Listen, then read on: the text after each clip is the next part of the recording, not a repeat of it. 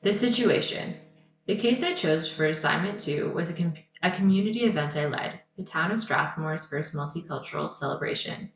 The town of Strathmore's first multicultural celebration was part of a larger 2 year Government of Alberta funded project that I spearheaded to support the development of a welcoming and inclusive community for newcomers. Additionally, I received funding through a second source to integrate Indigenous programming within the community work, to ensure inclusivity, and to acknowledge the significant role of Indigenous cultures within a multicultural community. The need for this project was due to lived experiences of racism, stigma, and discrimination within Strathmore, and the negative impacts they had on diverse community members. The multicultural event itself was to take place in mid September in a central community green space with all day cultural performances, various demonstrations, and a cultural market. While there were plans to develop a task force to lead the larger project, due to unexpected events, it wasn't going to be operational in time for this event. The work. My role in the project was to ethically lead the multicultural event that was to support and represent diverse cultures and equity seeking groups within my community, within a constrained timeline, without the planned community informed approach. I approached this work with two theories: anti oppressive practice and asset based community development, which will be important to tie to an evaluation methodology to ensure ethical and effective work. I approached the community's Indigenous liaison, and together we identified 19 groups and organizations in Strathmore and area that represented the town's diverse culture and invited them to guide the event. The expected result. The expected results of the intervention were to make the community more aware of the cultural diversity that existed in Strathmore and to begin creating opportunities to positively explore diversity.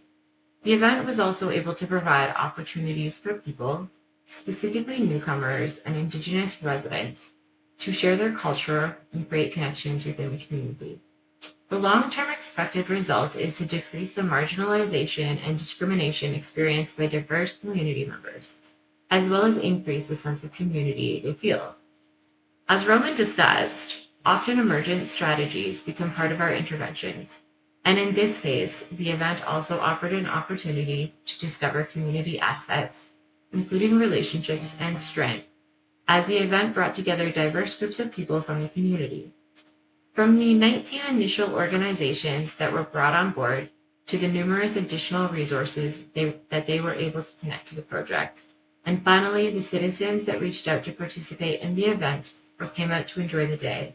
This was all step one of an asset-based community development approach, and evaluating that process is also important. Centering theories in evaluation. Before talking about an evaluation methodology, I wanted to take a moment to center social work theories within evaluation.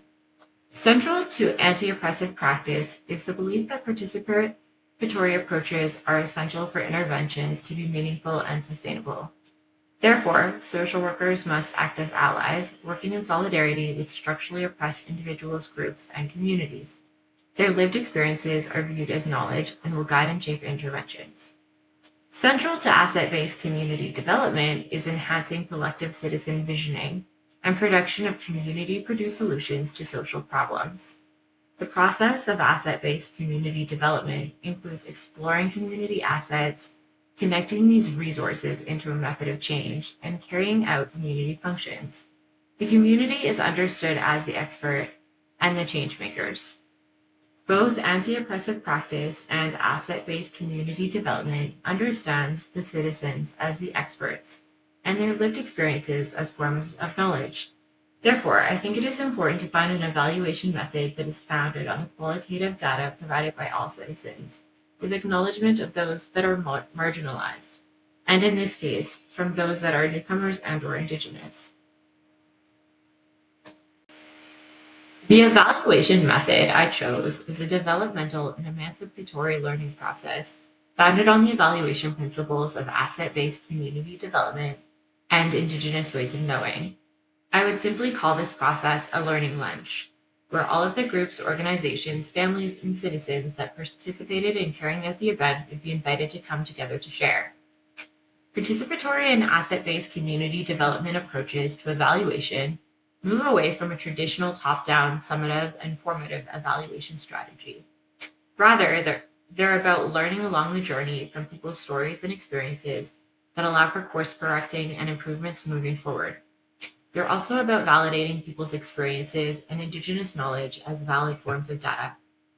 The lunch gathering that I would propose would include as many participants as possible, with an emphasis on inclusion of those that have been marginalized. This would include an invite to the Indigenous elders and the Indigenous liaison that participated in the event. This would include proper honorariums being provided and offered. Based on feedback from previous meetings we had for this event, we would host the lunch in a circle with introductions and sharing starting in a clockwise direction. The discussions would focus on topics to evaluate outcomes, identify additional community assets and opportunities for productive relationship building, strengths of the event, and opportunities to improve the event for next year, as well as a wider scope of the grant activities for the project. Conversations about the outcomes would include evaluating the event's role and effectiveness in creating community connections, increasing the awareness of diversity, developing cultural opportunities, and reducing racism and discrimination within Strathmore. Lived experiences and stories would be captured to share with funders. While we were asked to reflect on and familiarize ourselves with methods or tools that exist to retrieve data or qualitative methodologies, I believe implementing a methodology such as a structured personal story collection or brainstorming would be in contradiction to an open conversation unconstrained by Western ways of knowing.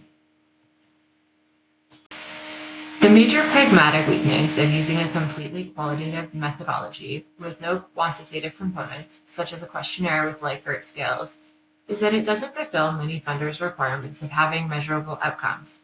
For example, the government of Alberta, who funded the major grant to support projects related to welcoming and integrating newcomers into the community, has a grant reporting requirement of measurable, quantifiable outcome indicators. Therefore, not having strong quantitative data to support the justification of grant funding can limit future opportunities to extend or increase funding. However, quantitative approaches such as questionnaires often approach evaluation with preconceived assumptions, which limit their ability to inform meaningful change. Often filled out independently, questionnaires do not evoke creativity, brainstorming, or collective ideas to be formed.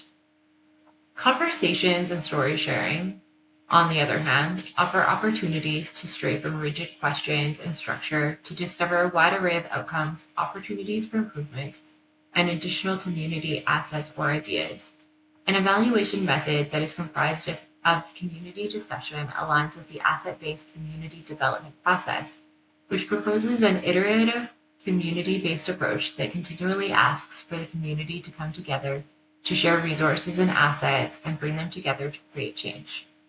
It also aligns with anti-oppressive practice, as it allows for the application of non-Western knowledge systems and amplifies the stories and lived experiences of marginalized community members. Okay, but what about your grant requirements? You need to fulfill grant requirements if you want to keep getting funding. Well, numbers or quantitative data can be captured in other ways. And as Roman discussed, often multiple evaluation methods can be implemented to meet the needs of funder reports, program logic maps, etc. For example, the number of attendees or number of local cultural-based groups involved. In addition, other evaluation methods can be combined. For example, I might offer a questionnaire to the organizations and participants involved to capture satisfaction with the project meeting the intended results. However, I personally believe that offering a secondary evaluation method does not negate the need for evaluations that are anti-oppressive, participatory, validate lived experiences and other forms of knowledge, and are community or collectively based. Peer consultation. During the peer consultation for this project, the ideology of the event I held was discussed more so than the actual evaluation method or quota of change. That the idea of having an event to celebrate diversity brought up the idea that maybe celebrating cultural diversity, especially when it comes to Indigenous culture, may invoke a feeling of colonial practices. Perhaps it may be painful to celebrate when there's still so much trauma and work that needs to be done prior to celebrating. This brought three learning points with it. 1. Not all Indigenous cultures are the same, and while I was following the lead of Siksika Nation, who openly expressed a desire to celebrate following a 4-year period of mourning, the multicultural event I was holding was a representation of numerous Indigenous groups besides Blackfoot. Therefore, I should carry an awareness with me to acknowledge and ask about different preferences, approaches, needs, and wants through appropriate leaders and liaisons. 2. The group evaluation method I chose may not provide a forum for these individual needs, wants, and thoughts to be expressed safely. Therefore, some one-on-one conversations may need to be explored pre and post-event to honor this diversity and provide the appropriate platforms for all to share their voices and lead community events. I stress the pre-event and lacing evaluation in as an iterative process because evaluating something that may cause harm after the fact is too late. 3. Language is a powerful tool. I honestly did not understand the power of a single word in the title of an event, Celebrate, and I will take this awareness with me into future community programming.